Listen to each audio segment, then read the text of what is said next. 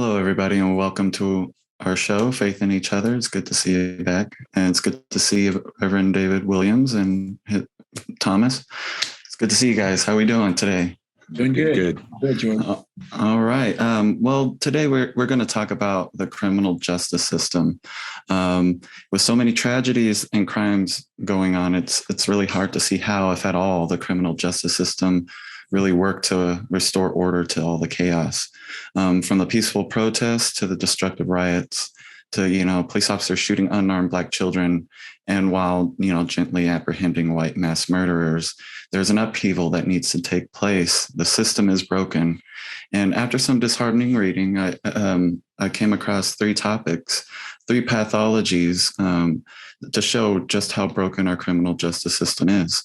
Those three pathologies are unconstitutional over-criminalization, point and convict adjudication, and near zero accountability for the police and the prosecutors. Now, before we begin, I want to start with an article that I read from Clark Neely. He mentioned out in Shreveport, Louisiana, an ordinance made it illegal to have or to wear saggy pants. There were over 726 arrests for violating that law during the 12 years it was on the books, 96% involving Black men. And it wasn't until police shot and killed a man named Anthony Childs while trying to arrest him for wearing saggy pants that the law was repealed. Now, I want to open with you, Pastor Dave. Do you have any other examples of this type of over-criminalization? Do you have any insight on the situations like this one, or particularly like the war on drugs?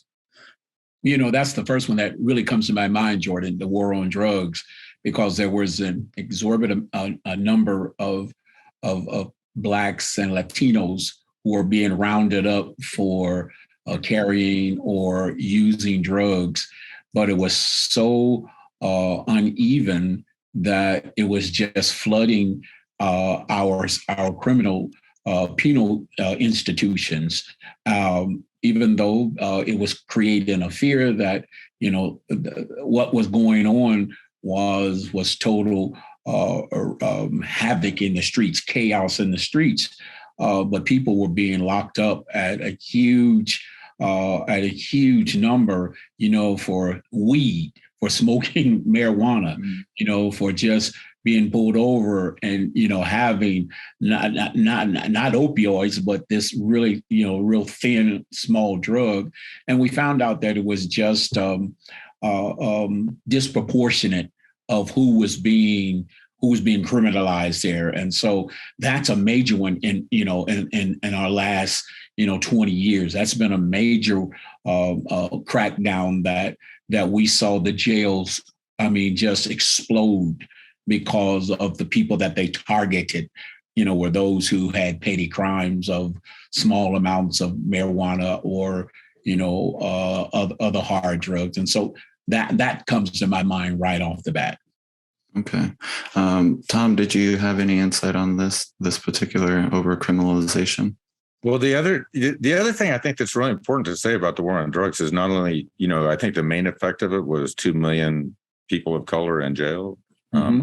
But the other thing I think is important to say about the war on drugs is it didn't reduce drug usage. Right. We have all these people in jail and it had no effect. But my way of thinking is we should not use the criminal justice system. We should not make anything illegal unless it's absolutely necessary. And I would go back to that abortion issue as another example of that, where, if we can just not make it illegal, it's a much better approach. But every time we use the criminal justice system, it's going to be done imperfectly, and because human beings are doing it, right? And every time it's done imperfectly, it creates tremendous division. I've been I was very shocked by what Dave would tell me at the very beginning of our relationship about him leaving the house right here in Fort Collins, where, you don't think of it that way, but it's a big thing to him. And, the being treated unfairly is a very big thing. And step number one in the criminal justice system is if there's any way we cannot make it illegal, that's what we want to do. Yeah. It's only illegal if it has to be. Right. Because it causes us to lose faith in each other when the criminal justice system is used imperfectly, which it always is. Jordan, real quick, the other thing that I bring and that comes to my mind is the number of people that were pulled over. We call it driving while black. Just there was an exorbitant amount of pullovers and quick search and seizures of your automobiles just because police just decided, hey, I have the authority to pull you over because I suspect that you have done something, or there is a possibility that too many people in your car are illegal or something. And so, we've seen these criminal acts that certain people are just being treated unfairly, but the system itself will protect those who are enforcing that. So our criminal system is at best, in need of revisiting for the betterment. Yeah. So. Okay. Thank you for that. Now I want to move into the next point here. Point and convict adjudication. Now, Tom, I'd love to hear your take on this situation. The government has hacked yet another key constraint against the abuse of criminal law by replacing expensive, inefficient, and uncertain jury trials with the method of adjudicating criminal charges that is cheap, efficient, and certain. And they call it coercive plea bargaining. What does that mean to you? My experience from the criminal justice system comes a little bit different location from some other people, but when I established my factory 26 years ago, and we've averaged about 100 employees since, so I call it 2,600 years of employment. That's what I call it. But when I established it, I wanted to make sure that our company did not discriminate based on previous contact with the criminal justice system. And, we pay a living wage. I mean, you can actually raise a family based on the wages that we get on our factory floor, so that jobs are desirable and so forth and so on. But the people that on our factory floor, almost all of them pleaded guilty. None of them got convicted. And they didn't understand what they were pleading to. It's just totally unfair. The way that this whole system happens, in my mind, is they get these people to plead guilty, and then they don't understand that they're going to be discriminated against for life because they pleaded guilty. They don't have enough money to have a lawyer. The system's not intended to be fair, right? The system's supposed to have better justice for rich people than it does for poor people. That's the way the system's intended. Anybody tells you it's supposed to be fair, then how come people who get a better lawyer get a better outcome? It's not. So let's not. But to me, that plea thing is a very serious problem. The other serious problem is probation, because it's very difficult for people who don't have good education to fill out all the forms, and then they get into the system. So I think both those are very serious. But I think that the one thing that we could do that would make the people feel better about the whole thing that's happening is to make it illegal to discriminate against people based on previous contact with the criminal justice system. After some waiting period or whatever, and we're not talking about pedophilia and, childcare, all those things get exceptions. And it's not like the employer won't know, right? The employer knows you're black, right? I mean, he can tell. Right. But it's illegal to hire.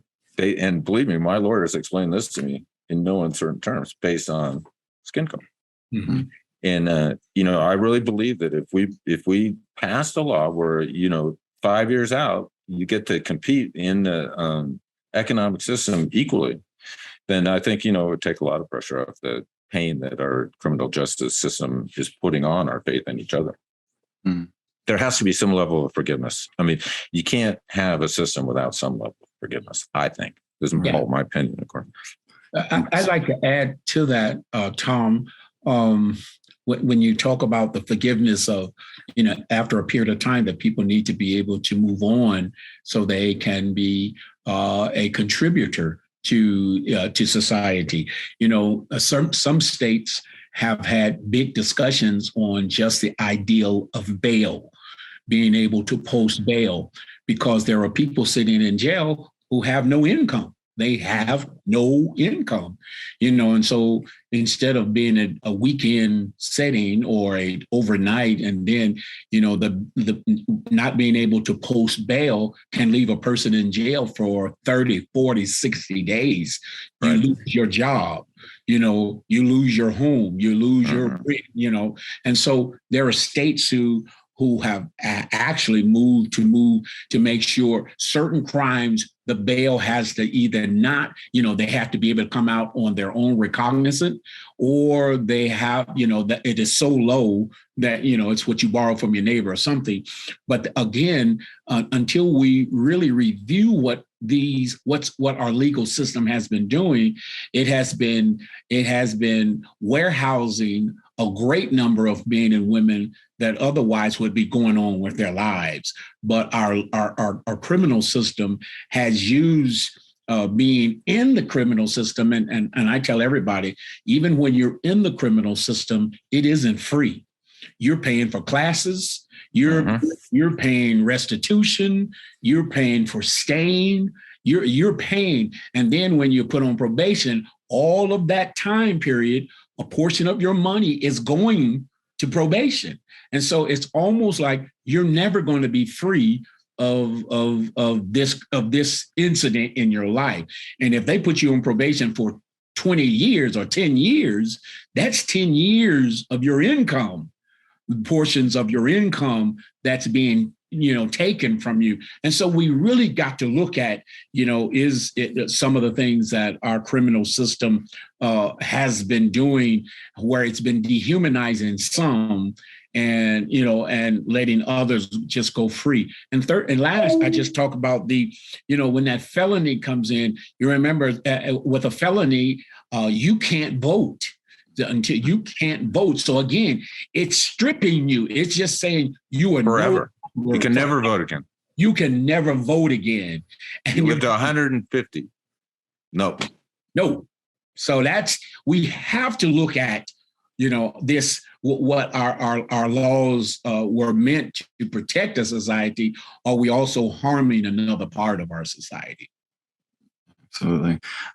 This coercive plea bargaining, that's something serious. It's now I want to move into a hypothetical with you here, Tom. Let's say you and I committed the same exact crime down to the tiniest detail.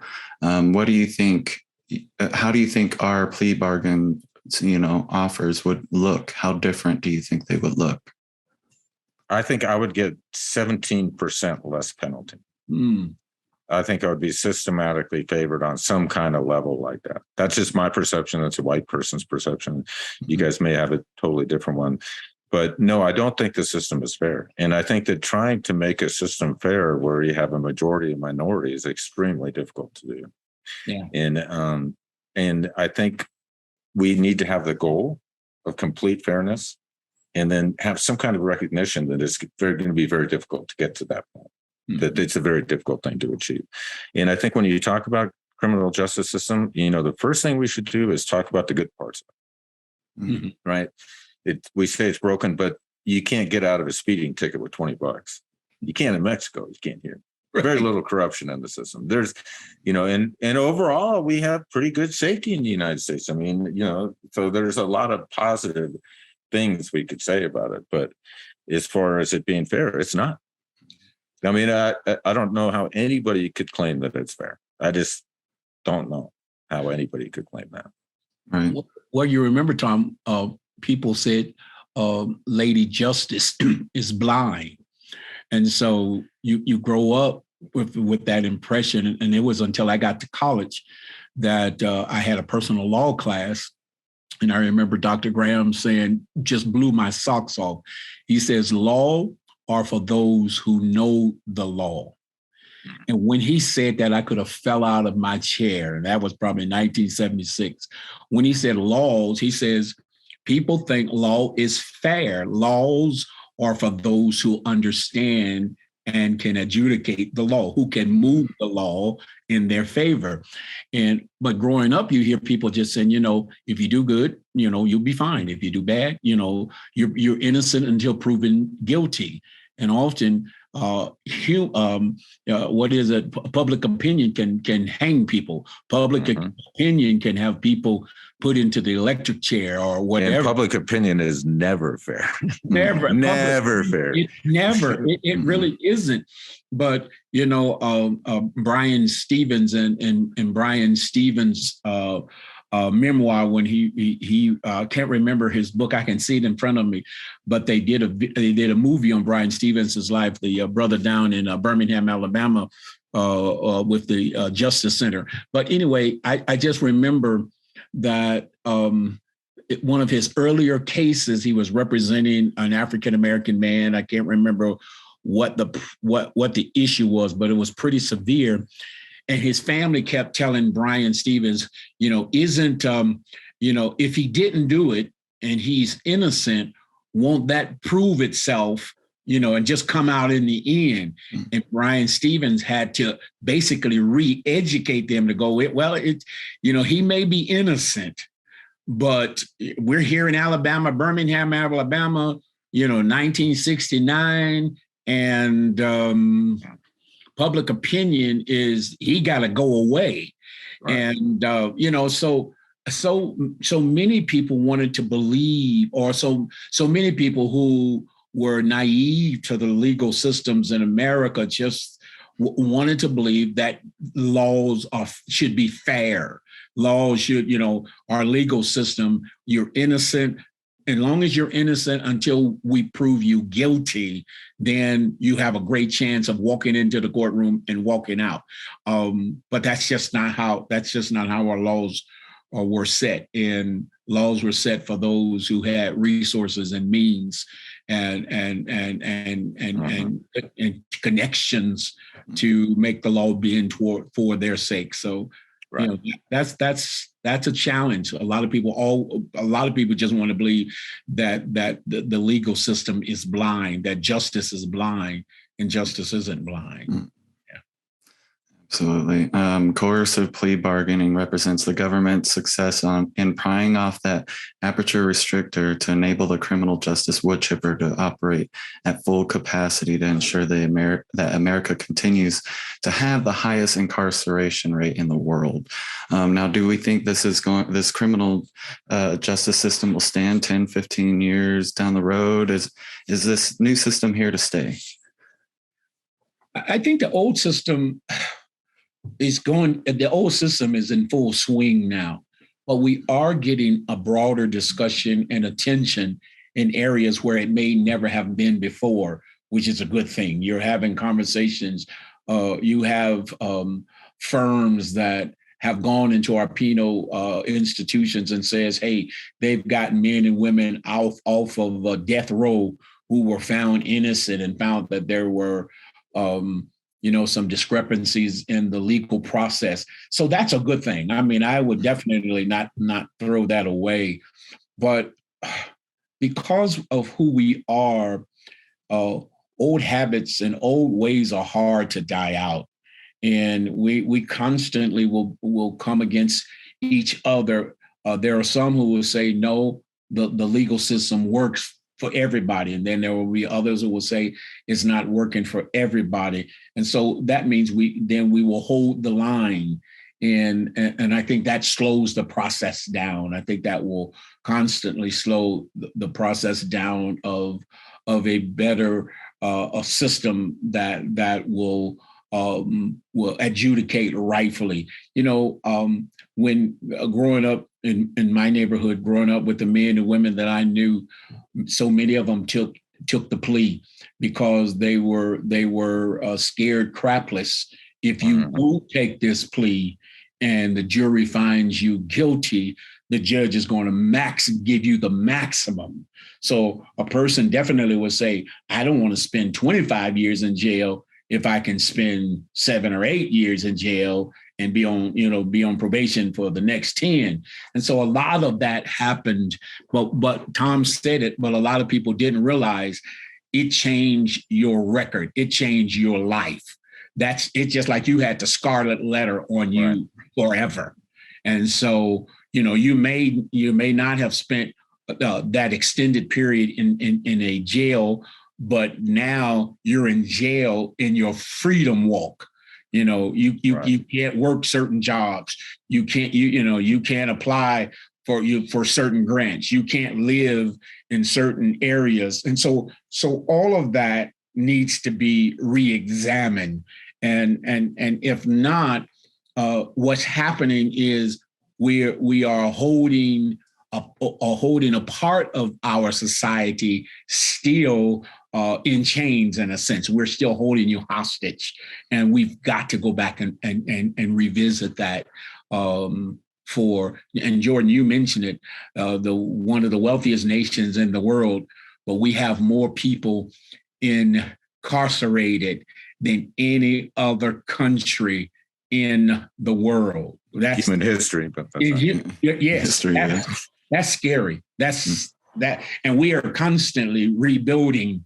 We're building prisons, whether they are what they call for-profit prisons, or they're not state ran, they're not federal ran. These are independently ran prison because it is a huge moneymaker, to keep those beds full. So, instead of us celebrating that, we should be finding out what are we doing that is, we feel that it is important, imperative that we warehouse men and women at this huge rate than we do in trying to restructure our society, that men and women possibly would have a second chance or a third chance or whatever to be reintroduced into society. And I'm not talking about that deranged killer. I'm not talking about the person who is just bad, but people who committed crimes that were able to be introduced back into America or into our society and live a productive life. So we've got to do something, because our numbers, even not only do we have more people in prison, but more people of color fill those prisons. Yeah. More people of color fill those prisons. Yeah. Tom, you said in history, you mentioned that the highest incarceration rate in history, and that's mind-blowing to think that there's a lot of history, and for us to be that. But we're way off the charts too. Yeah. I mean, it's but the thing I would say about the plea bargaining thing is the maximums are too high. Mm-hmm. I mean, that's just the problem. It's like, it's 25 years. It's like, do you have any? I mean, it's like, come on, that's a lot. You know what I mean? But I think that if we really wanted to make the plea bargaining thing better, if you could not have those maximums out there to threaten people with, and that's something that we can change as a democracy. Our people can vote to reduce those maximums. But to me, the maximums are ridiculous. And they use that as a threat. And then the people plead without understanding exactly what they're getting into. But if we wanted to reduce the plea bargaining chainsaw, like you said, I think we should reduce the maximums. Yeah. Absolutely. But the prison system is a money-making machine, that's for sure. And that's a big question there, is you really got to ask that. Mm-hmm. Because when they were like trying to reform the marijuana laws, mm-hmm. it was the Parole Officers Association that was the most against it. Jeez. So I'm just saying, and the experience, because I did get a drunk driving. It was 0.056. And you could just see how commercial that whole system was, from the drug testing to the Mothers Against Drunk Driving doing it. But you talk about the prison as for profit. The city makes money. Yes. I mean, and if you're, and it's like the place in St. Louis, Ferguson, mm-hmm. right? It's like, well, they don't have taxes in Ferguson. They have traffic tickets. Mm-hmm. So the city views the citizens as little ATMs. That's exactly right. And once you get into that, once the criminal system is putting food on your plate, then you're in. Yeah, that's a dangerous situation. Absolutely. I'm really uncomfortable with asking people in prison to work too.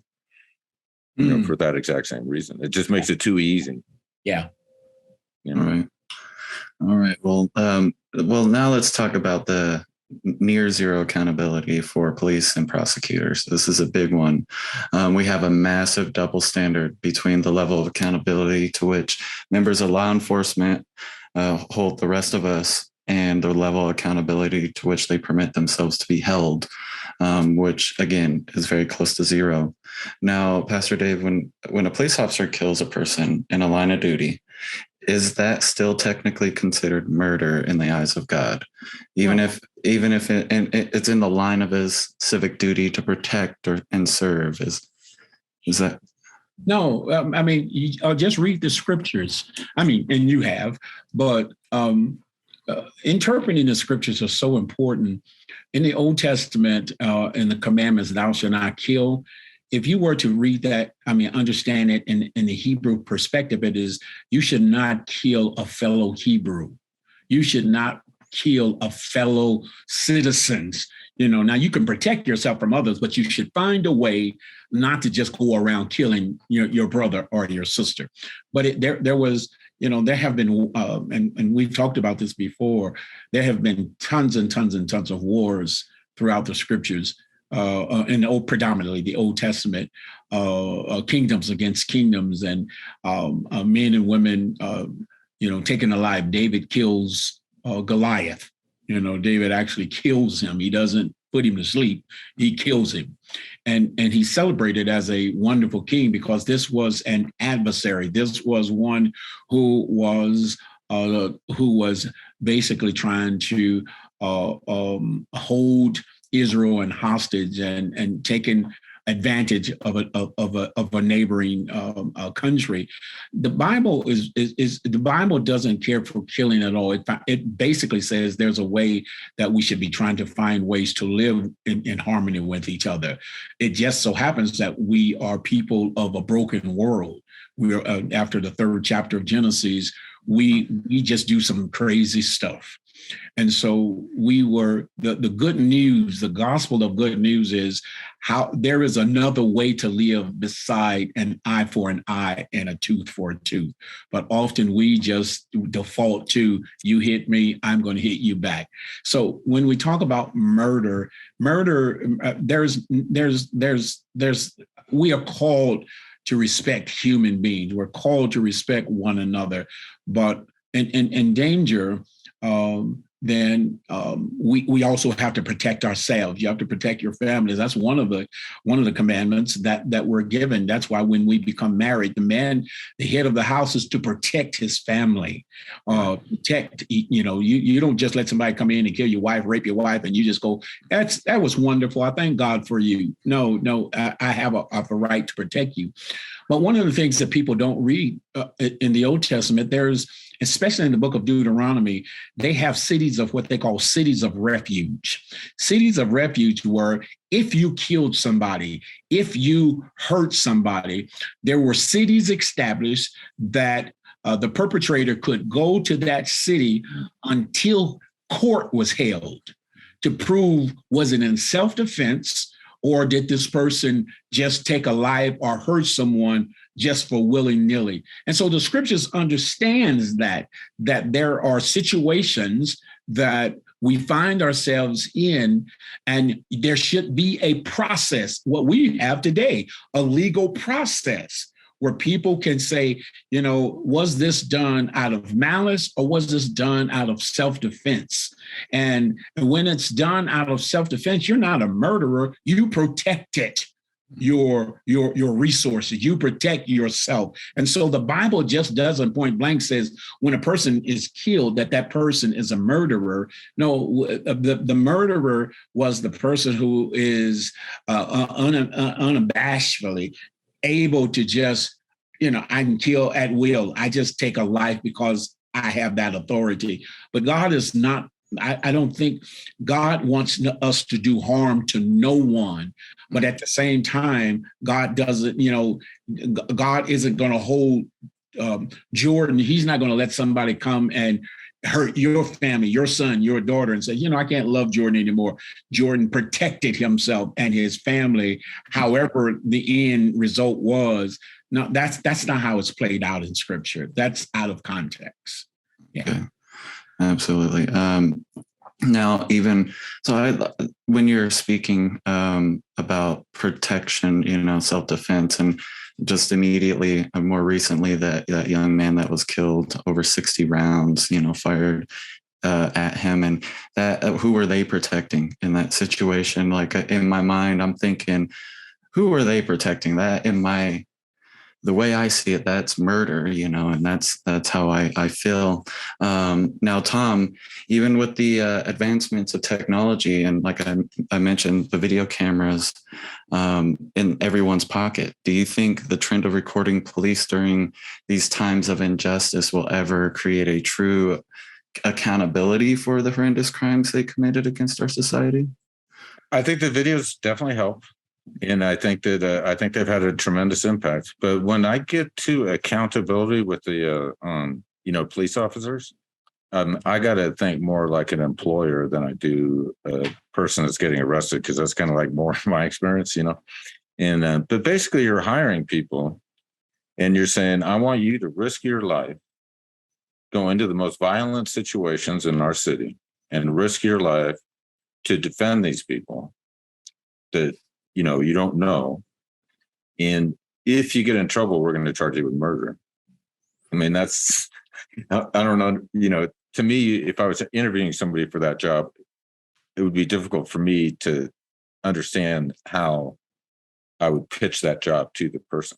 But I think there's another issue out there besides taking police to criminal, for what they did. And that's police pay. I hate to get to this point as an employer, but to me, if you want accountability, salary goes with it.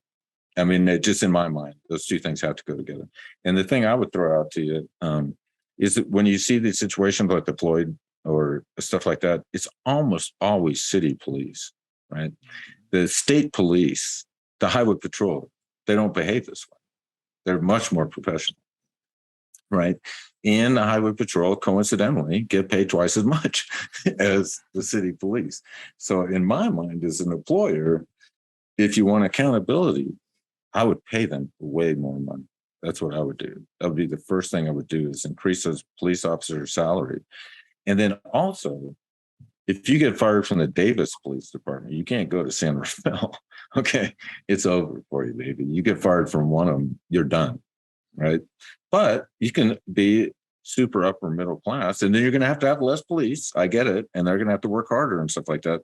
But I still think when you come to the accountability issue, we grossly underpay our police officers. I just don't see that as something that, can really be disputed either. And then the other thing too, is I think that if you really look at it, the ones that get paid more get in less trouble. I really believe that part of it too. Tom, I hear you.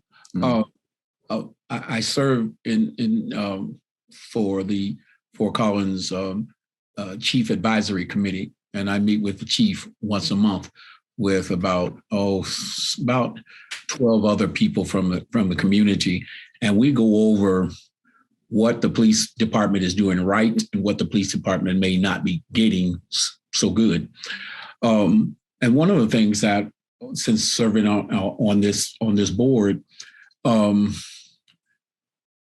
of all the police agencies around the country, which I think, if I remember his numbers, there are about 2,300 different police agencies around the country.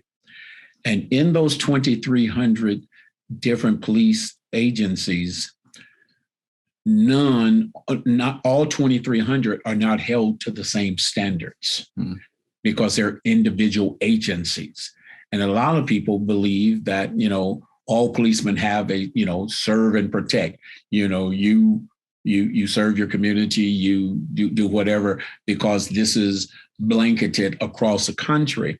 And I came to find out that every police, one police agency can hire a recruit for 3 weeks, 6 weeks, and give him a gun, give her a taser, and put you on the street and say, go. And another police agency can say, hey, you got to go through police academy, you got to go through specialized training, you got to pass 4 or 5 written exams, and then psychologically we match you for an agency, and then we put you on the street.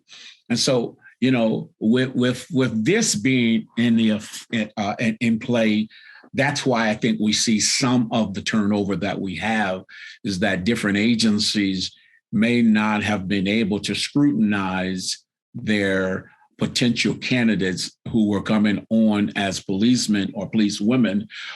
They needed bodies. They needed warm bodies to drive their cars.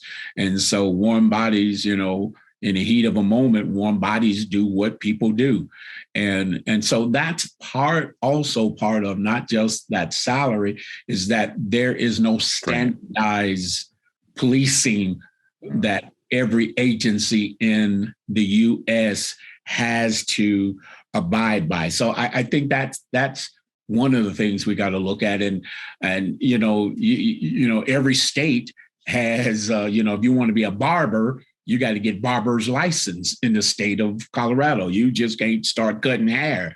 You have to get barber license, and so, but you don't need a cop license. You don't need a cop license. You just come down, sign up, get your gun. And the cities are notoriously cheap.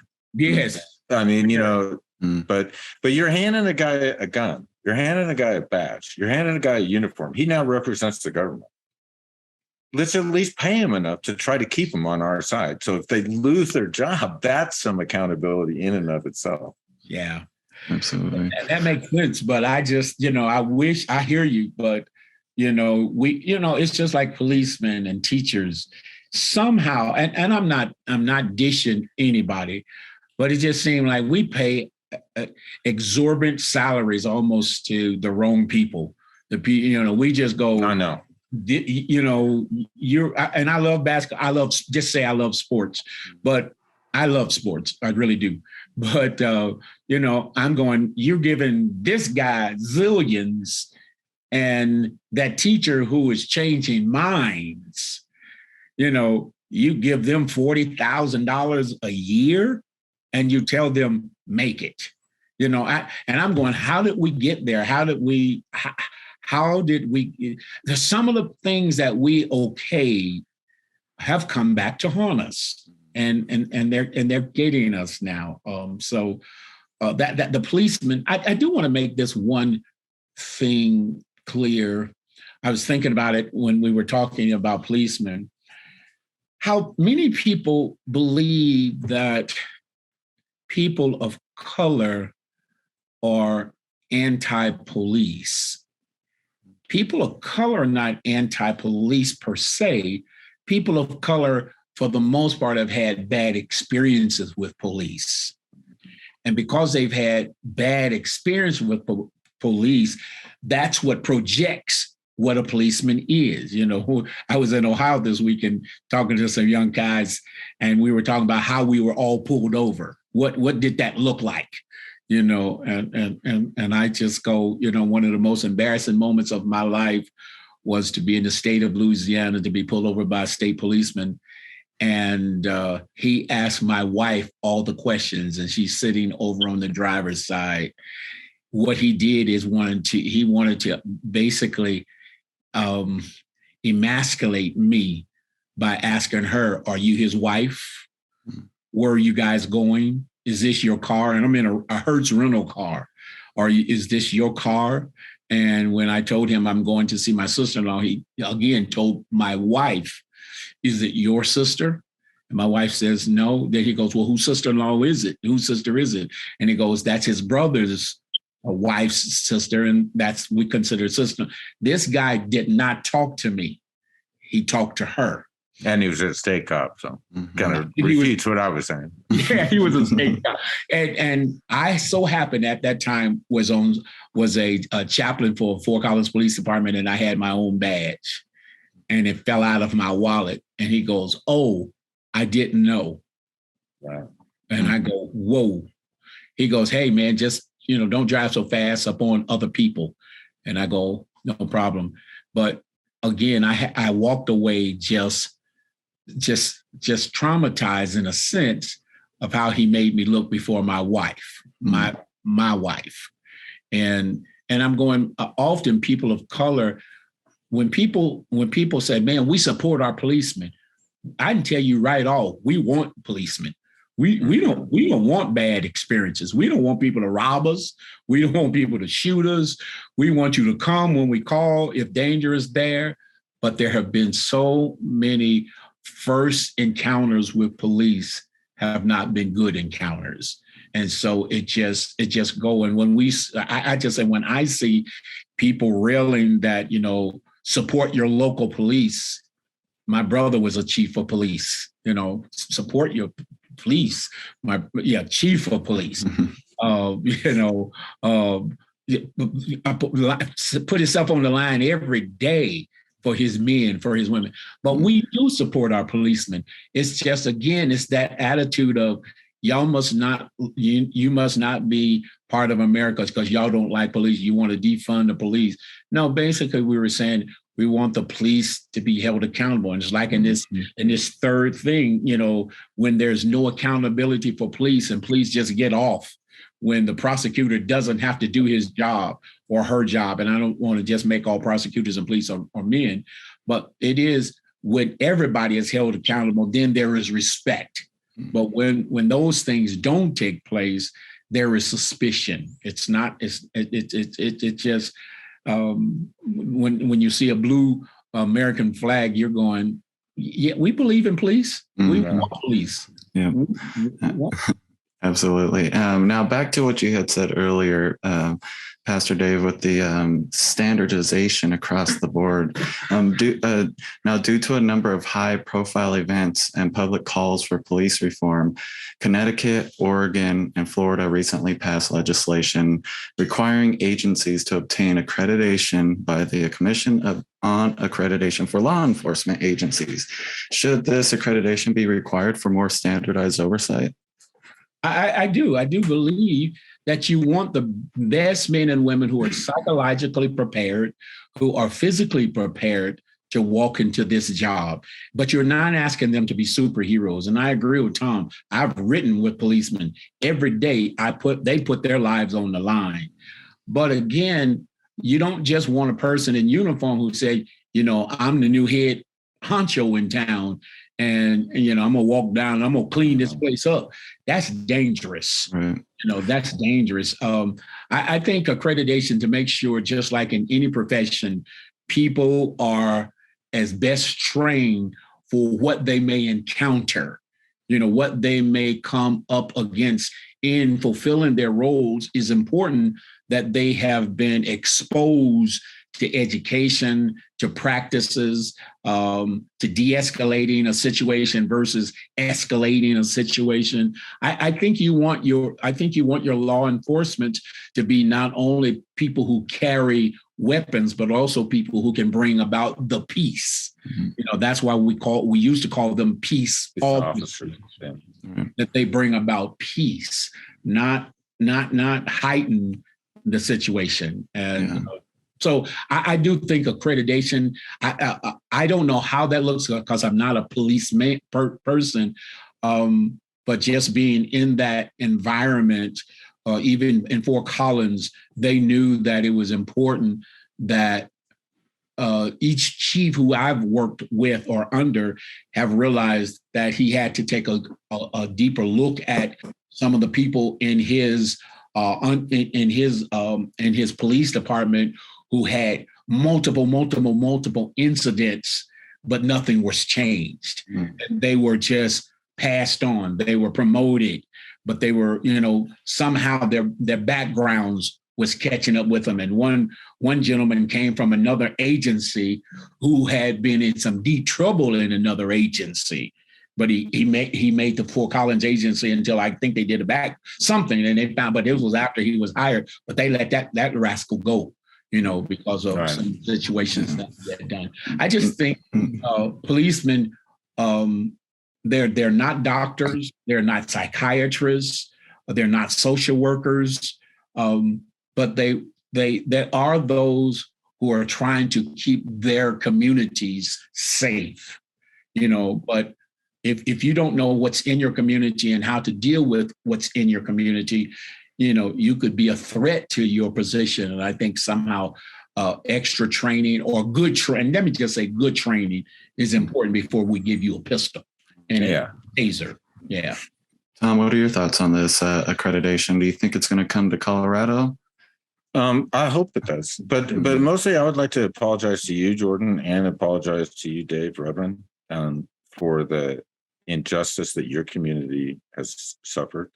And I'm not apologizing based on for my community, right? I'm apologizing for me and the things I failed to do.